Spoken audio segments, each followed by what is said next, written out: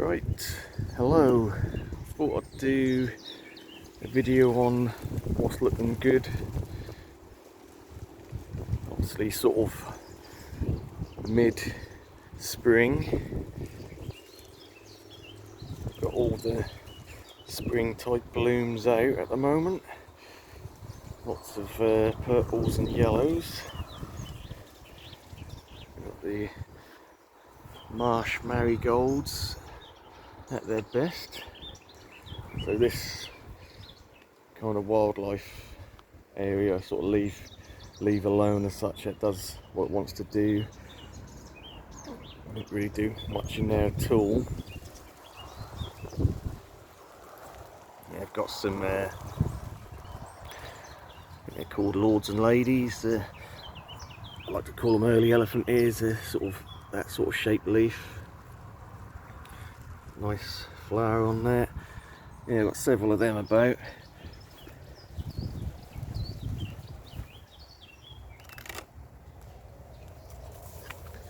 So it's quite nice to see things starting to come into life now, starting to grow. We've got some ferns all pushing out new fronds. Gunner has been a little bit slow this year. We have still got the cool nights, so it's starting to kick in. To be fair, it's been pretty dry, so I haven't had any rain for probably about 3 weeks, and we don't get much rain at all in East Anglia. Is probably the driest part of the UK, so it is a case of water and stuff, and especially obviously the tree ferns. Been watering, giving them a good water every other day, and any new plantings like the Trachycarpus there, I do that every 2 to 3 days. Whole 10-litre watering can on that. Yeah, so we're just looking at the spring colour, if you like. We've got all sorts going on.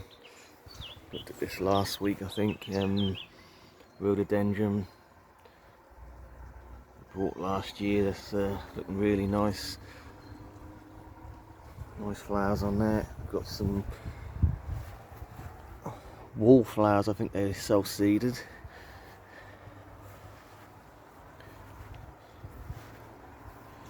Yeah, so there's a little bit of colour in the borders anyway.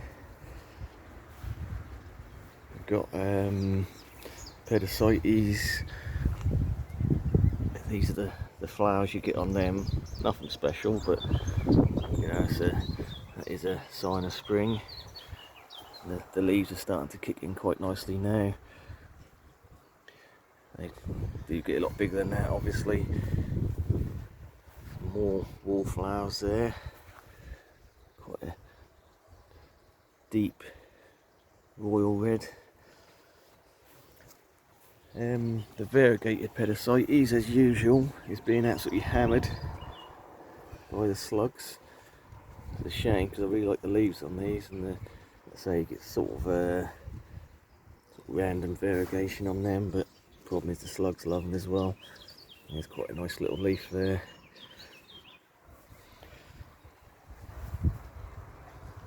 Starting to get the old Hosta shoots. But yeah, just looking like a bit of early colour anyway. These I quite like. They're quite nice, delicate little flowers on them. Yeah, so as a whole, I mean, I'm not one for planting loads of sort of spring bulbs and flowers and that sort of thing. Like I say, it's sort of more of a tropical gardening channel, but I can appreciate the stuff that comes up early, and I don't pull it out. That's like the forget-me-nots. They go over pretty quick. So it's a nice little bit of colour while it lasts, and then they'll die back, and we'll get some more interesting plants in there. So we have got a little small cherry tree at the back there in bloom.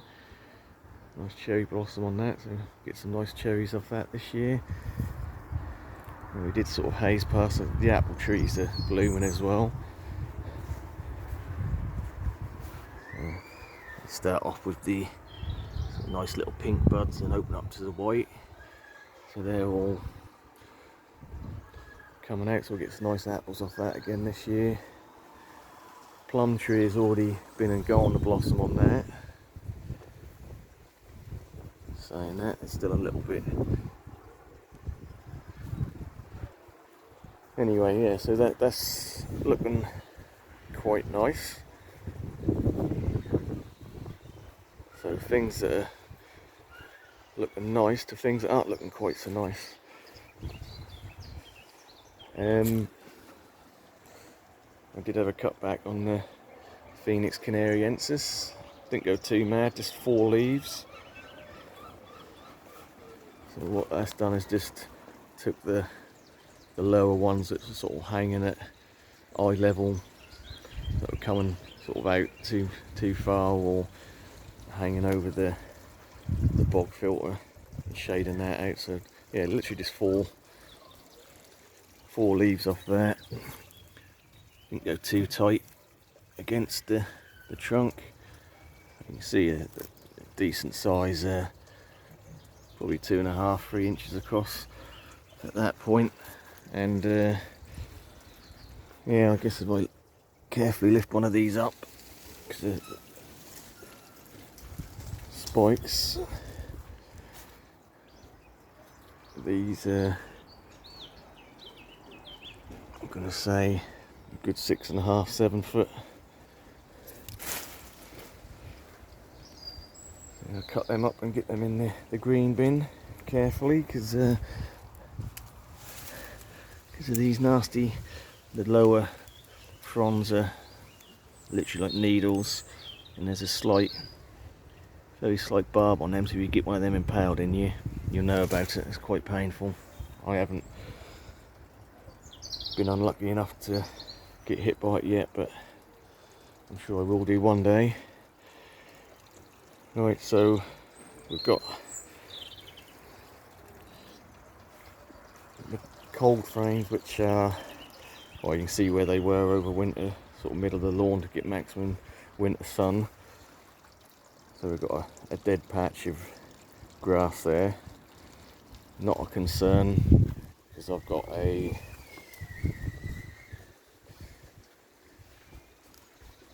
it's like a double bed lounger, which will go over that, so I'll cover that little patch up that goes there, and we can lay on that and sunbathe in the summer.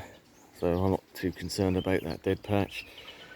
So these empty coal frames, I was just going to dismantle and get rid of, but I think what I'll do is my seating area over here, which is full of pots of canners at the moment, I'll get them cold frames in this area out the way and get as many pots of canners in there as I can, just to give them a little bit more extra heat, get them going. They are starting to shoot, but yeah, it also gets that them cold frames off the lawn. So yeah, they're still obviously looking a bit messy at the moment, but until we can shift some of them.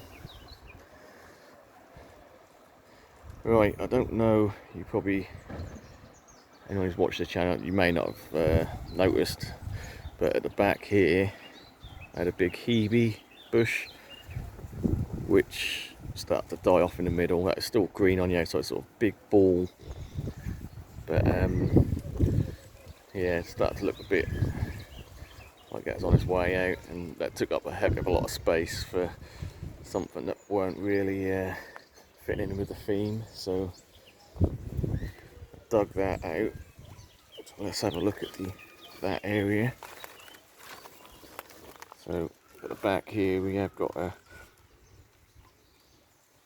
small waggy and a small Canariensis, and we've got the T-Rex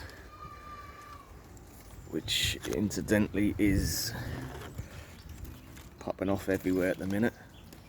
There's 5 or 6 of them kicking out. But yeah, this is where the Hebe was here. It took up all that space, so that's now given me a good opportunity to plant something nice there. I'm still thinking about that, whether to put a big clump of cannas or maybe a big bird of paradise to sink the pot into the ground or something like that. We'll see. I'm still thinking about that one. I did forget I had a little cordyline red star there. It's in a pot, but I cut the bottom of the pot out. So I thought, oh, you never see the pot because that was covered at the time by that Hebe. So, but you can see the pot now. But to be fair, so I'm sort of stood at the back of the border now. From the lawn area, you can't see that pot at all. So I'm not concerned about that. Banana leaf starting to look quite nice.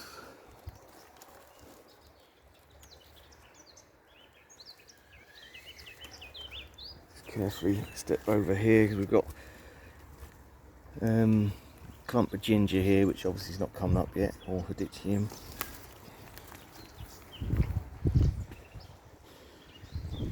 Yeah, so that really is crying out for something tall there. So whether I go for the instant height of a big white bird of paradise or something like that. The problem is, like you can see at the moment, it's quite windy where I am and the leaves will all get shredded.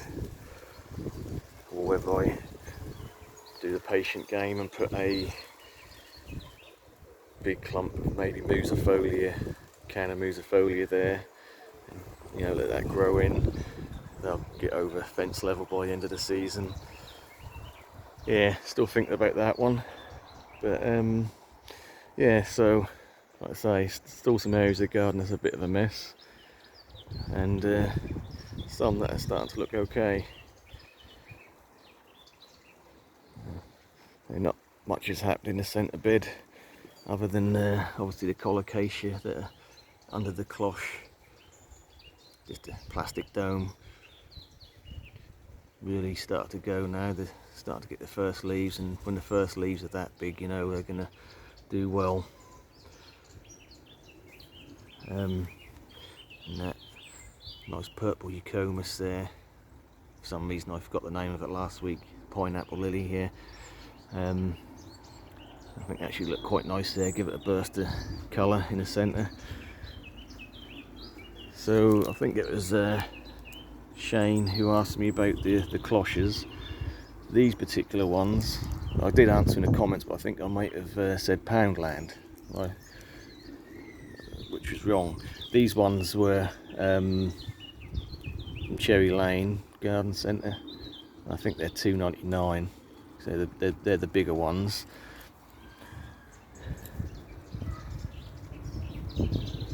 And then these slightly smaller ones, so they weren't from Poundland, they were from Pound Stretcher, and you get a pack of 3 for $2.99, and they're not huge. I guess they're, I don't know, maybe 10 inches across and same tall maybe. But yeah, again, they're just a nice little, you can use them as winter protection or a nice little starter in spring when you've got something that's a bit tender and you want it to get going a bit quicker. Obviously it does work like a little greenhouse. You've got the dial at the top to totally close it off, but I always leave it open just to let some air exchange in there. So yeah, these work out £1 each, so I mean they're ideal really.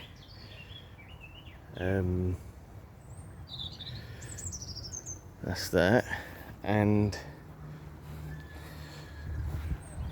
lastly, the pop-up greenhouse. I think I've got that from Home Bargains, which I think they've got me now at the moment. They're $9.99, and they are quite of a wind sail. They can blow away quite easily. They come with some little stakes and a little loop to stake them into the ground. That's not enough because they're pop up. They do fold up small, but they're the wind get them and they can blow away quite easily. So what I've done is this literally got a cane in each corner and then clipped them on, so that just gives it that extra stability and just stop them getting blown away really. So yeah, cane in the corner, clip it on.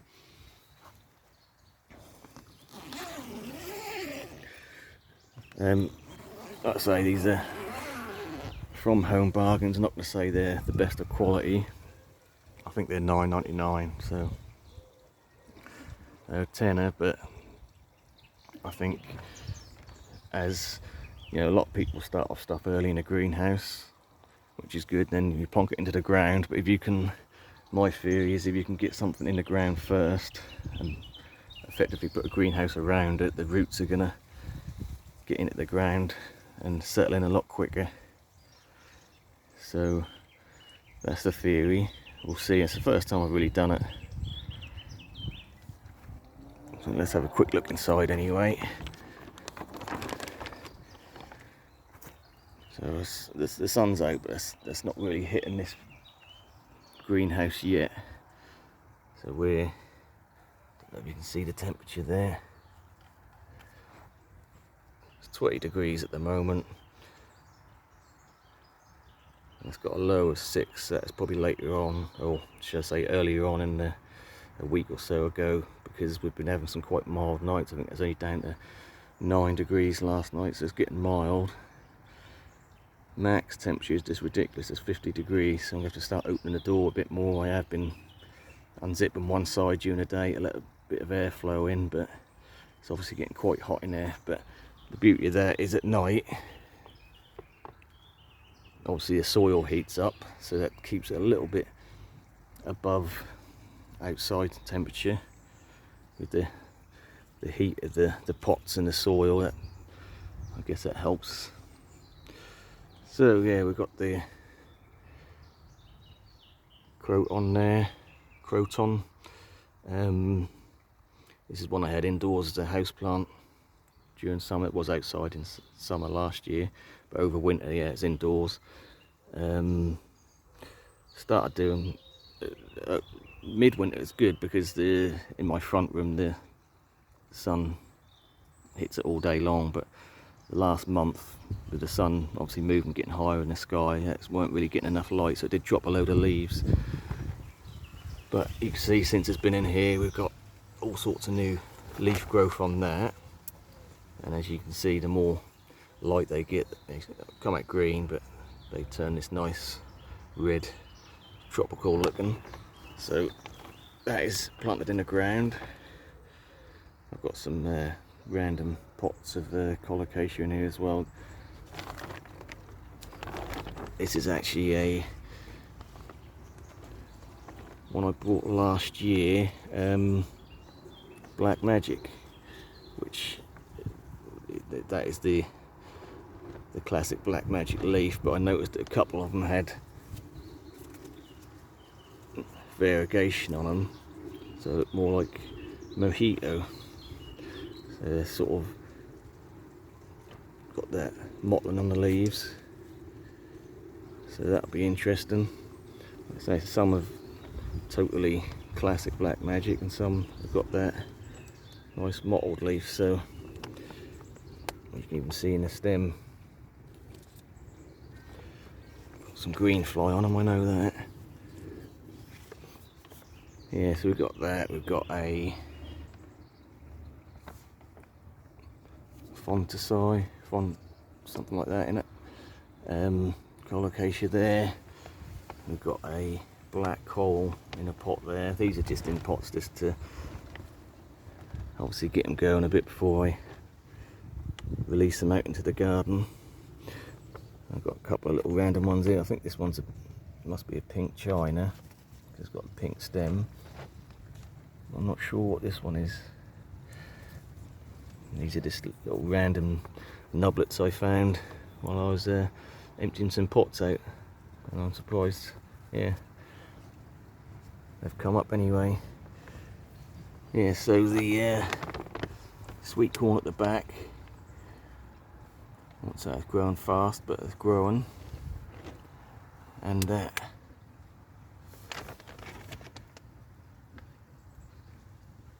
you can see at the back there, that ricinus is bent slightly on the stem where it's been attacked by slugs, but hopefully that'll work its way through that. Yeah, I've got a little banana there. That's sorry, I'm just getting attacked by the door of the greenhouse. Yeah, so we've got that little indoor banana there, which will come out later on. Not really hardy, don't like to be, I certainly don't like the cooler temperatures. So we've got a leaf on a Thai giant. So that was sort of curled up when I first planted that in the ground here. The other leaf has started to, still nice and green, but it just started to fold over a bit. But yeah, so hopefully main thing is to get the roots in and get them settled in. So I'm giving this a water every other day, so it keeps up the humidity in here as well. So yeah, hopefully by the end of May I can take this little pop-up greenhouse down and we'll have a decent sized plant to start the summer with. Yeah, but again, for a tenner, I suppose that's not too bad. Like I say, it's not the best of quality. You've got to be careful, that's sort of torn a little bit on the zip there, and just a little bit of stitching's come off. But no, it does its job, you know. It's handy. You can, like I say, because this folds up into literally nothing, and you can bob it up sort of temporary like I am, and that does the job. I think that's going to about do it. We've got a nice ornamental rhubarb here. It's the purple one. Start to come out, starting to look quite good.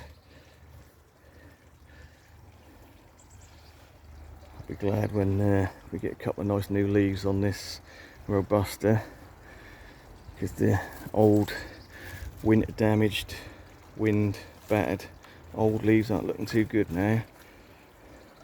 But we've got new leaves pushing out, so as soon as we get a couple of new leaves I'll probably trim off a lot of the older ones. But yeah, that's done exactly what I expected through winter. That's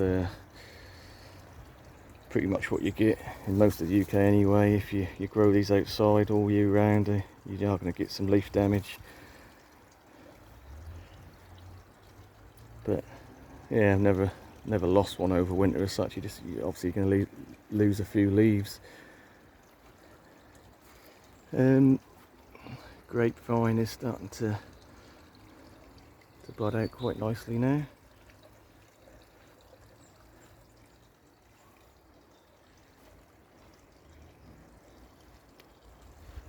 So we did have a little look at this last week, but I'll have another look, because since last week we've got a bit more growth. Like I say, we've got the clear patches here, which one's decided to come right out of the border here, but we've actually started to get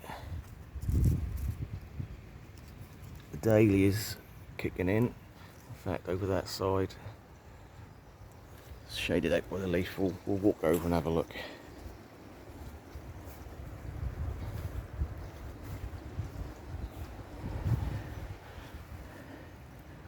So yeah, that's the dahlias starting to come up. yeah, things have been warming up. I mean, unfortunately, we're going to have after we've just had, what, 2.5 weeks of really nice, sunny, quite warm weather, reasonably warm nights. Yeah, next week we do with some, I don't think we'll get any frosts here, but we'll do for some cool nights. So we'll see what happens there. I might have to cover up this. I'll just keep an eye on the weather forecast every night and see what they're saying. That do change by the day. So it did make me laugh looking at this little colocasia here, which is a burgundy stem. These ones really do. You get two types of colocasia. You get your clumpers, then you get your runners. So I guess the classic one for that would be the pink china. That's sort of a bit of a runner. But this burgundy stem, the original plant was here. You can see the runner come right over here, and it's popped out here. The runners actually come out first before the main plant, which is now starting to push out here. But yeah, before I ramble on anymore and bore you all silly, that's about where we are. So I'm now gonna, let's say, move these old coal frames off the lawn, probably get my sunbed out, the sunbed lounger type thing, and get that done, and then probably just a bit of tidying up after that. The peonies are really getting close to popping the flowers. And last year we had a big huge downpour just before they opened up, and that just ruined the flowers. They didn't open out. If they get wet as they're about to open, that just they stick together and they're gone. So we didn't get any flowers last year. So I'm hoping we don't have a repeat. But at the same time, I am hoping for some rain, because like I say, it has been very dry.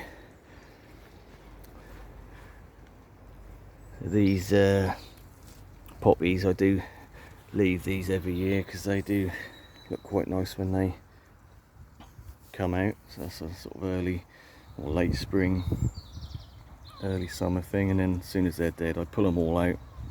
But they still manage to set seed and come back every year. But I don't mind that. It's a bit of ground cover before the true tropicals can get going. Right, let's leave it there. Thanks for watching.